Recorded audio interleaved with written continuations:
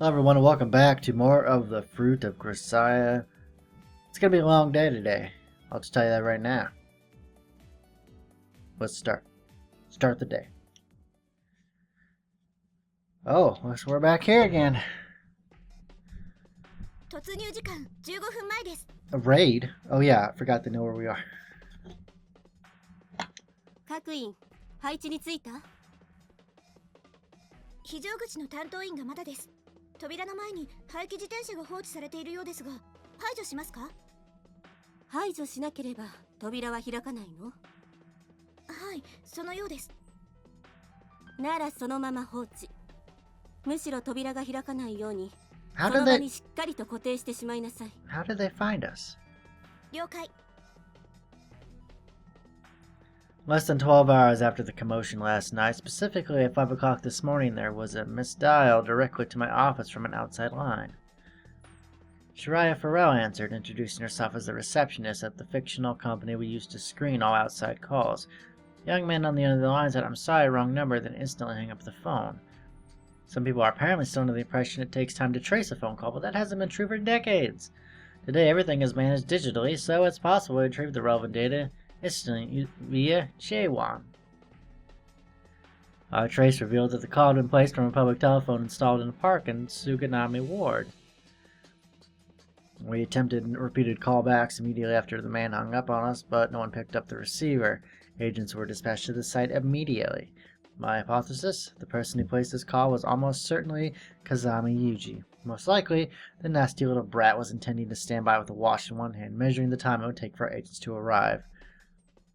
Should we arrive on scene within 10 minutes, he would learn that there were active service personnel searching the neighborhood. If, on the other hand, we were to take longer than 30 minutes, he could conclude that our net had been spread wide and thin.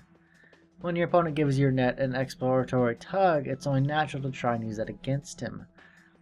Assuming a scenario in which our personnel arrive on the scene on an average of 7 minutes after the call, even if he began sprinting immediately after hanging up the phone, it would be difficult to cover more than 1.75 kilometers.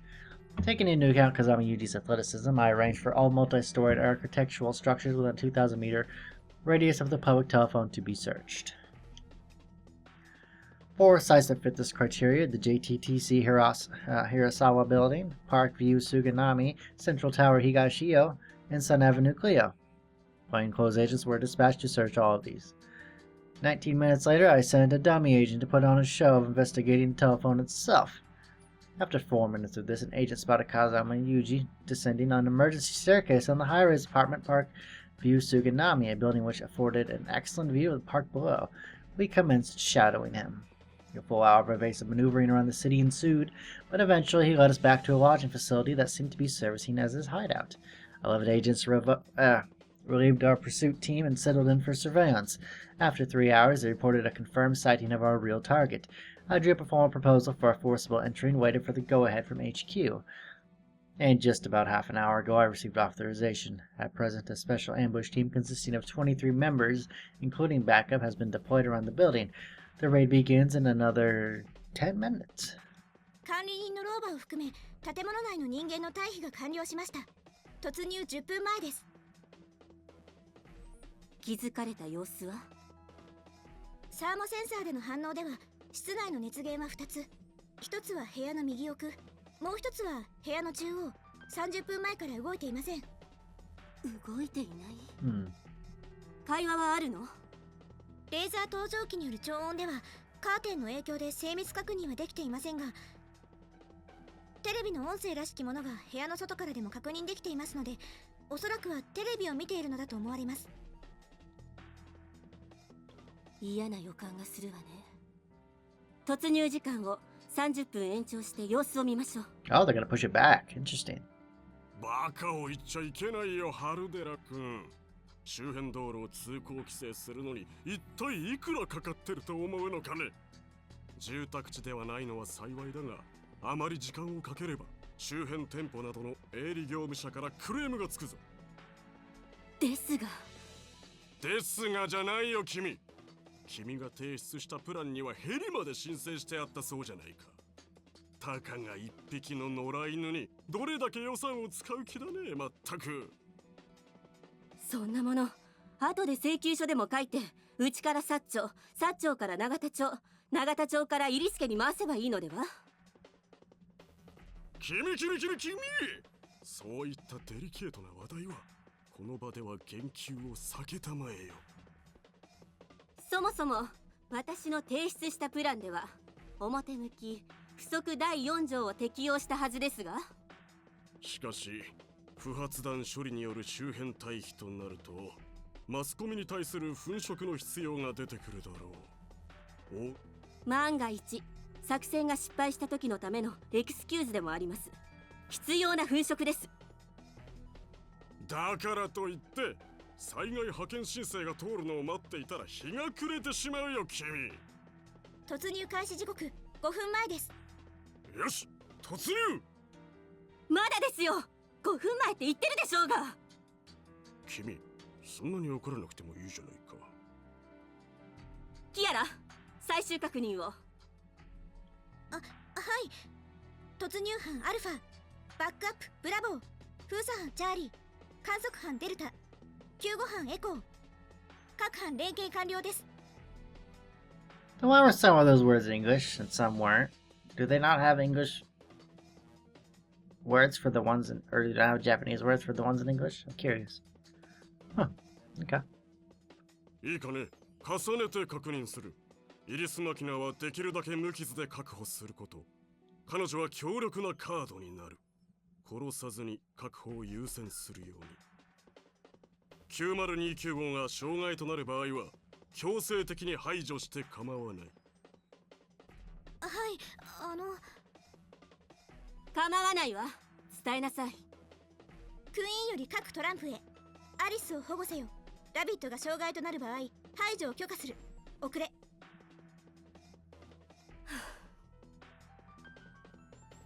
We're crying out loud. None of this is playing out the way I wanted it to. We may be part of a ministry instead of an agency now with a nice sign outside our office, but all we really got out of the deal was a lot of politics and red tape. Our group was far lighter on its feet as a permanent combat unit. Admittedly, this is a fairly small-scale spot mission, but I can't even get a surveillance helicopter in the air, let alone airborne early warning. My plan was already covered in red pen before it even made it up to the chain to the brass, or was probably authorized in that mangled form with no alterations whatsoever. They cut giant holes in my strategy, then dumped it right back onto my desk. I'd at least understand the amateurs in the Arusu family signing off on this, but we're supposed to know what we're doing here. デルタチームより緊急連絡。建物周辺から爆発物反応を検知したそうです。Explosives? 種類は？二酸化窒素です。ニトロ系ではないかとの報告です。なーに構わんよ。ブリーフケースの中のマッチを爆発物だと騒ぎ出すような連中の報告だ。気にすることはない。作戦は続行する。危険です。君ね、安全な仕事がしたいのなら転職することを勧めるよ、ハルデラ君。どうしますか？間もなく突入時刻ですが。本部長。構わんと言っただろ。突入だ、突入。 This is the problem. This is gonna cause problems for them if they just ignore it. 早速胃が痛くなってきたわ。突入開始時刻です。チームアルファ突入開始。ワイヤートラップを解除。建物内に侵入します。Nausea settles heavily in my stomach at the same time. A hazy uneasiness rolls deep inside my chest. There's nothing I'd like more than to burst out of this room and run away. The queasiness in my stomach I owe to Director Otsuka's pig-headed rashness. And I more or less understand where the gloominess in my heart is coming from as well. In any case, I've got a bad feeling about this. To be more precise, I've got a whole range of bad feelings about this, and not much else. Kazami Yuji is a shrewd man with the instincts of a wild animal. Can't help feeling we caught his tail far too easily. This should be approached as a potential trap. It certainly looks as though we've cornered him, but even a small shift in events could reverse that dynamic entirely. No one's as light on their feet as those convinced of victory, and the lighter you are on your feet, the easier it is to knock you to the ground. I know Kazami Yuji learned that lesson well, After all, I'm the one who taught it to him.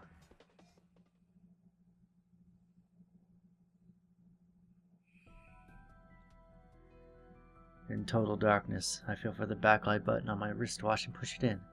The time is exactly 9 a.m. As the watch buzzes softly and emits faint electroluminescent light, I catch a glimpse of Makina's face. Her expression is visibly anxious. It's time. You ready, Makina? Don't grab a rich man or an agent by the tail. That's the secret to living a long life. Even if you should happen to coincidentally discover an enemy spy performing their duties, don't assume you've just made your career. Agents are often compared to rats or moles, but the single biggest difference between them and your average rodent is that agents are trained professionals. It's highly unlikely you're going to just stumble across one in the field, and plausibly so. Your first thought should be that they're trying to bait you somehow. As for the second biggest difference in the spy population, there are a decent number of predators mixed in among the prey. Agents do more than skulk around and hide. Sometimes you'll find ones with nasty teeth lying in wait to ambush you and rip a hole in your net. In short, never allow yourself to assume the spy you just randomly discovered is a careless idiot. And whatever you do, don't tag along back to his lair all by yourself dreaming of medals on your chest. The more enticing things appear, the more carefully you need to watch your ass. Success is directly proportional to cowardice. That's how you deal with an agent. Papa. What? 寒い. Deal with it. 9/10 of the fugitive lifestyle comes down to toughing it out.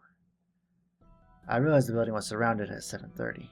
If there's one thing I know about the brass at HQ, it's that they never miss a meal or a siesta, so I assumed we'd have until after breakfast before the actual raid took place. And exactly as expected, they held back for precisely an hour and 30 minutes before finally making their move. During that delay, Maki and I finished all of our preparations, then quickly hid ourselves inside a large commercial refrigerator. Turns out there's an enormous kitchen in this place, probably a remnant of some forgotten era when it was a hot spring hotel.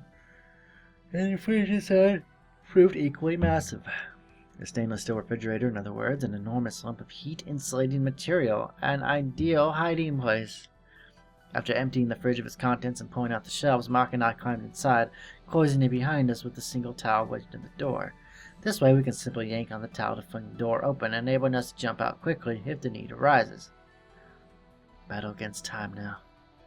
Hopefully they fall for the trap before we get hypothermia in here. 罠を解除するのに時間がかかったり、全部解除されちゃったらどうするの? I took countermeasures against that. After everyone else in the hotel was quietly evacuated, I went around the building laying traps all over the place. I call them traps, only in the loosest sense of the word. They're mostly extremely simple tripwires, about 80% are dummies, and carefully tracing the wire back to its source, you'll find many of them just harmlessly tied around a pillar. It might sound like nothing but a childish prank, but there are a few elaborate works of art mixed in there as well. I'm particularly proud of the little number installed on the door of the room we were staying in.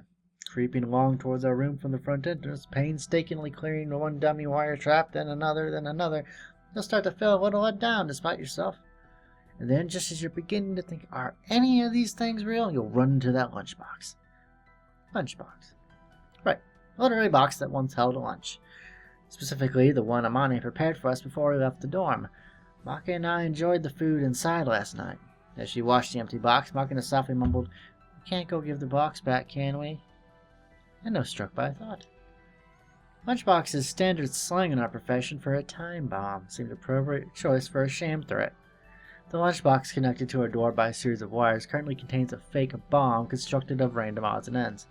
Taking a photograph with an X-ray camera would immediately reveal the contents to be junk. But if you arrange it carefully with a few plausible looking parts here and there, you can produce something that's hard to distinguish from an irregular explosive device covered in unrelated trash. It's quite common to dump junk on top of the ghost of an actual bomb.